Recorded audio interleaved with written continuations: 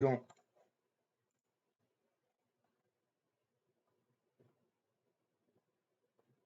olá, boa tarde. Espero que me consigam ver e ouvir. Sejam bem-vindos. Hoje vamos falar aqui um pouco sobre RAID, que é um dos assuntos que são importantes também na vossa formação. Então, RAID, como podem ver aí no vosso ecrã, significa, é uma sigla para Redundant Array of Independent Disks, ou seja, qualquer coisa como uma matriz de discos independentes redundante ou uma matriz redundante de discos independentes, como preferirmos. É uma solução informática que combina vários discos que podem ser rígidos ou SSD, para, dessa forma, formar uma única unidade lógica ou usar os discos em espelho. Portanto, dependendo daquilo que se pretender, podemos juntar os discos ou usá-los em espelho ou combinar estas dinâmicas. O que é uma unidade lógica? É fazer com que, ao fim e ao cabo, o sistema operativo olhe para os vários discos rígidos ou os vários SSD como se fossem uma única unidade de armazenamento, independente da quantidade de dispositivos que possam estar em uso ou instalados. Portanto, podemos montar sistemas RAID em SSD ou em HDD, depende dos discos que tivermos e daquilo que pretendermos. Também esta maneira de trabalhar, ou seja, usar várias unidades de armazenamento em simultâneo, vai nos dar um leque grande, um leque alargado de possibilidades. E pensemos que se um disco sofrer danos, os danos deste disco não serão perdidos. Porquê? Porque através da redundância poderão ser replicados numa outra unidade de discos. Também é possível aumentar a capacidade de armazenamento adicionando mais discos em qualquer instante. O acesso à informação pode ser mais rápido porque os dados são distribuídos em todos os discos. Dependendo daquilo que nós também configurarmos e do tipo de RAID que configurarmos, poderá haver aquilo que se chama maior tolerância a falhas. Porquê? Porque o sistema não é paralisado ou não faz freeze se uma das unidades parar de funcionar, mantendo-se as outras em funcionamento. Um sistema RAID pode ser uma solução mais barata do que, por exemplo, um NAS ou um outro sistema de armazenamento, um NAS, um RAS, que existem no mercado. Para falar de RAID, obviamente não podemos deixar de falar sem falar dos diferentes níveis e para que um sistema RAID seja criado, temos de pelo menos utilizar 2 discos.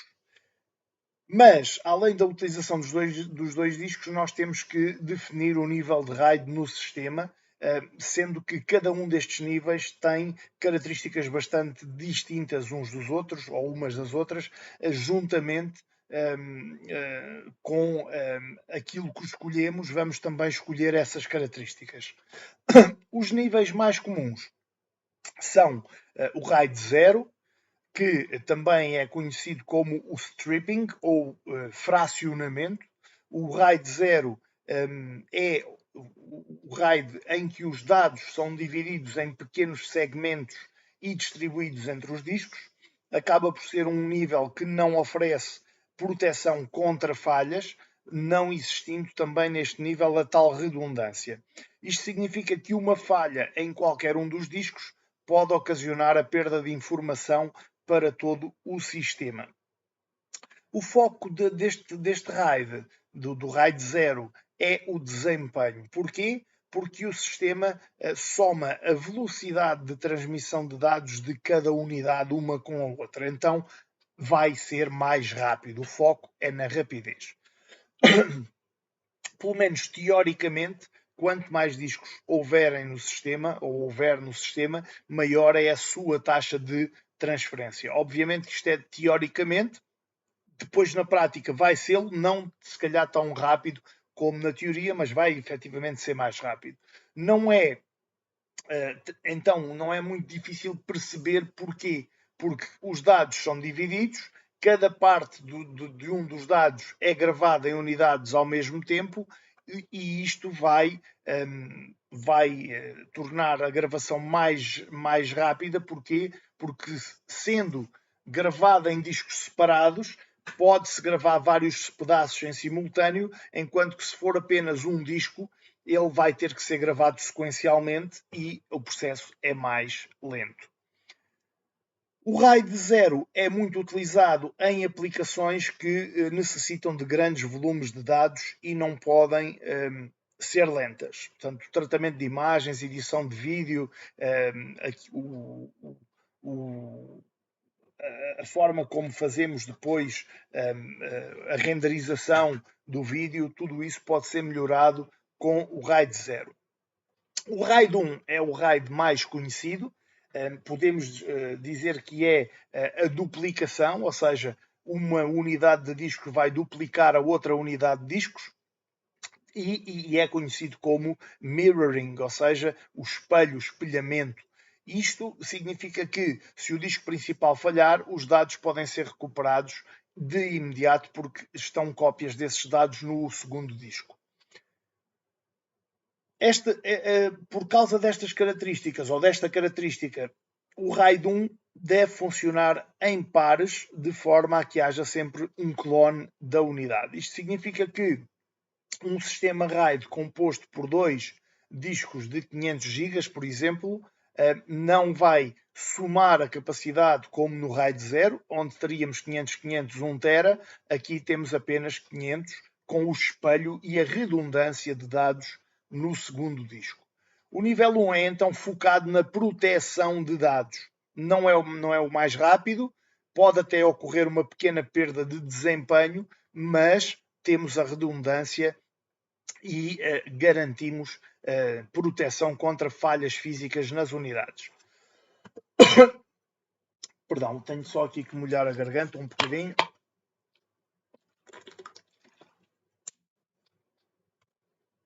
Depois temos um sistema híbrido que é o 10. O RAID 10, o RAID 1.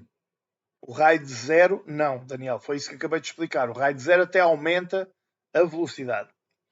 O RAID 10, ou 0 mais 1, é um sistema híbrido, ou também é conhecido como Hybrid RAID, e combina o RAID 0 com o RAID 1, ou seja, precisamos de pelo menos 4 unidades de armazenamento. 2 vão trabalhar num nível, outra vai trabalhar no outro nível, o que nos garante tanto desempenho como redundância. Vamos dizer então que a diferença é temos espelho e temos aceleração de desempenho também com o RAID 0 mais 1 ou 10, se preferirmos. RAID 5, outro nível também bastante utilizado. O aspecto da redundância também é considerado, mas em vez de uma unidade de armazenamento funcionar como réplica, os próprios discos vão ser a proteção. Ou seja, podemos montar um sistema com quantidade ímpar de unidades e a proteção dos dados vai ser garantida. Porquê? Porque vai ser acrescentada a paridade. As informações de paridade e os dados são distribuídos entre todos os discos do sistema e o espaço destinado a garantir a paridade acaba por ser equivalente ao tamanho de um dos discos. Então é formado aquilo que se chama um vetor ou um array de 3 discos, por exemplo, de 500 GB, vai ter 1 tera para armazenamento e 500 GB para paridade. Portanto, o nível 5 permite fazer a redundância, mas também a paridade. O 6 é uma opção muito interessante para sistemas que precisam de redundância com custos baixos, mas tem uma limitação que é não consegue proteger o disco de falhas, a menos que seja apenas uma falha num disco. Portanto, é essa a falha. A alternativa de RAID 6 vai então garantir ser interessante para aliar redundância com custos baixos, mas não é quanto a mim, pelo menos, a melhor solução. Depois existem o 2, o 3 e o 4. O 2 é uma solução de armazenamento que surgiu nos anos 80, mas acaba por ser quase já não utilizada e não havia tanta fiabilidade naquela altura nos discos, e então é parecido com o RAID 0, mas tem um mecanismo de detecção de falhas que vai detectar falhas nos discos. O 3 é parecido com o 5, porque utiliza também a paridade. A principal diferença é que o 3 vai reservar uma das unidades apenas para guardar as informações de paridade e nada mais. Portanto, aí é obrigatório um disco só para a paridade. O 4 também utiliza este esquema de paridade, mas divide os blocos, os dados em blocos maiores e oferece acesso individual a cada disco de sistema. Pode representar algum comprometimento de sistema, de desempenho do sistema, porque vai ser um pouco mais lento do que os outros discos. Para implementar o RAID, antigamente montar um sistema de RAID não era das coisas mais simples. Normalmente apenas em servidores eram usados. Hoje em dia, em qualquer computador pessoal, as BIOS vêm preparadas com interfaces PATA, SATA ou SCSI que vão identificar as unidades de armazenamento ligadas e fazem-nas trabalhar com algumas alterações simples de BIOS com um sistema de RAID.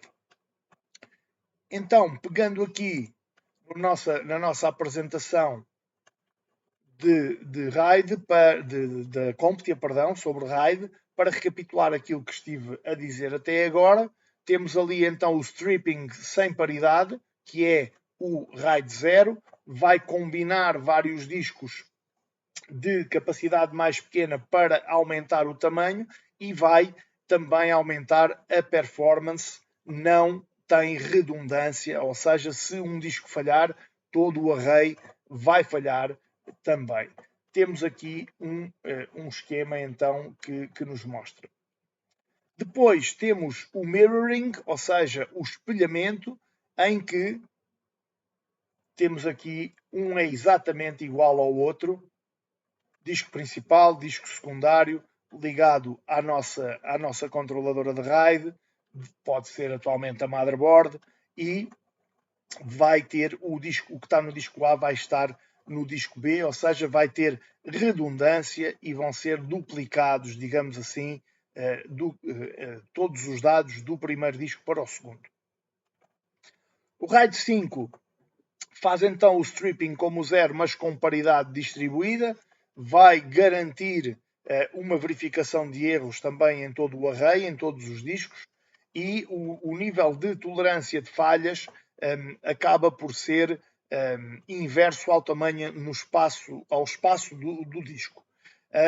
As paridades vão vão variar o número de discos, sendo que o RAID 5 com 3 discos vai pelo menos roubar, entre aspas, 1/3 de cada disco para a paridade e acaba por penalizar em termos de espaço. Temos aqui então o RAID 5, como é que funciona, 3 discos, dados, dados, dados, dados, dados, dados, e as paridades aqui a roubarem espaço de armazenamento, as verificações de paridade.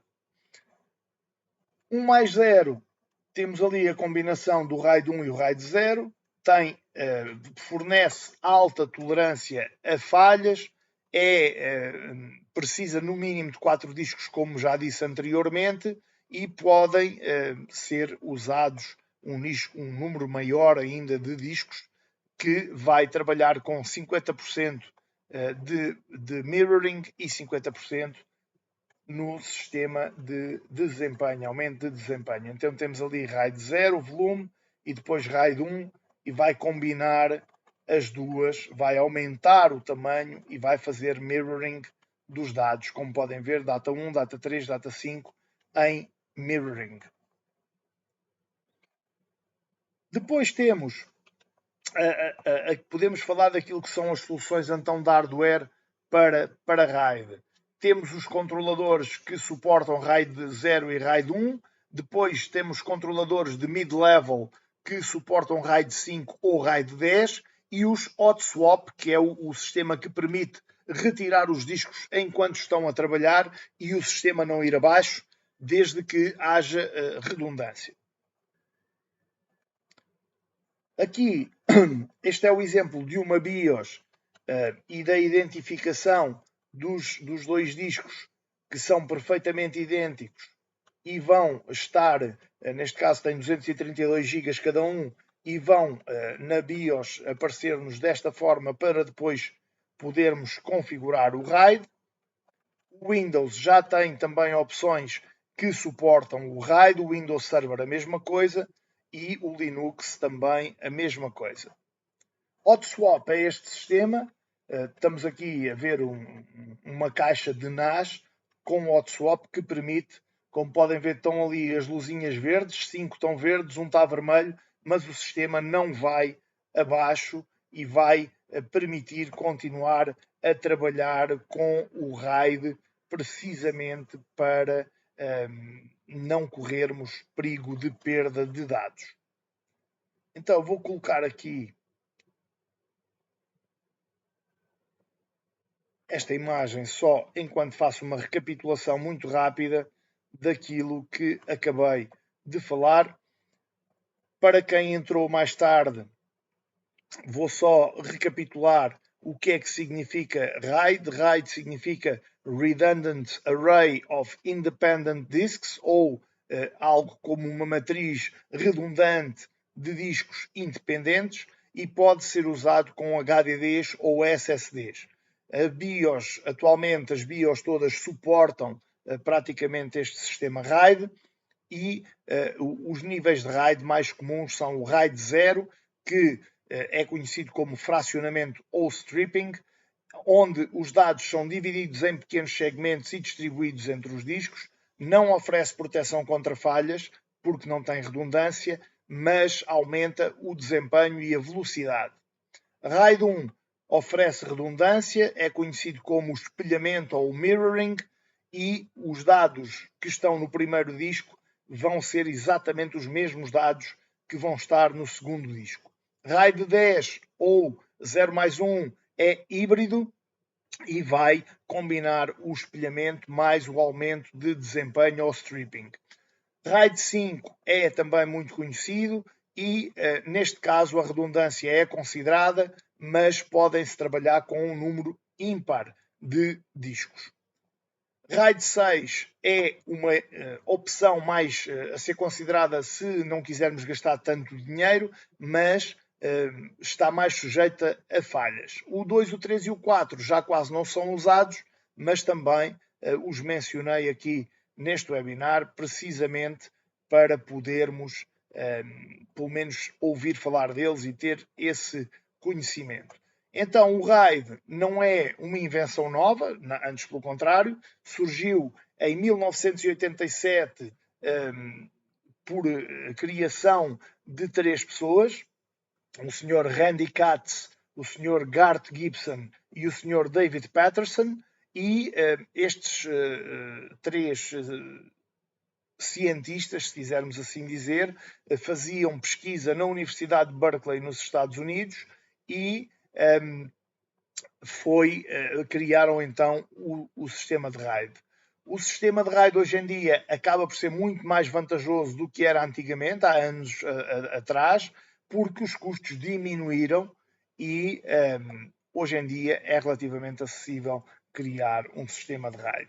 No exame CompTIA aparecerão então todas estas menções ao que é um sistema de RAID, o que é o disk stripping ou o RAID 0, o que é o mirroring ou RAID 1, o que é o 5 stripping com paridade distribuída, e aqui o 1+0 ou 10, que é a combinação também de RAIDs e que fornece uma alta tolerância a falhas. As soluções de hardware também poderão surgir aqui e depois as configurações na BIOS. Por hoje era o que tinha para vos trazer. Não sei se tem alguma questão que queiram colocar.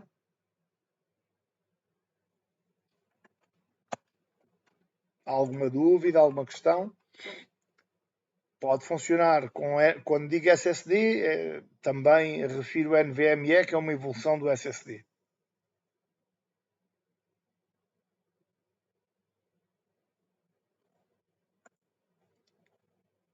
Mais alguma questão?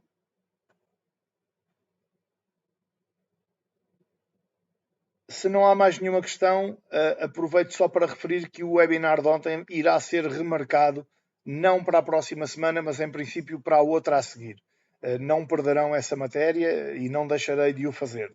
Um abraço a todos, muito obrigado por terem assistido, bom resto de semana, bom fim de semana e até segunda-feira.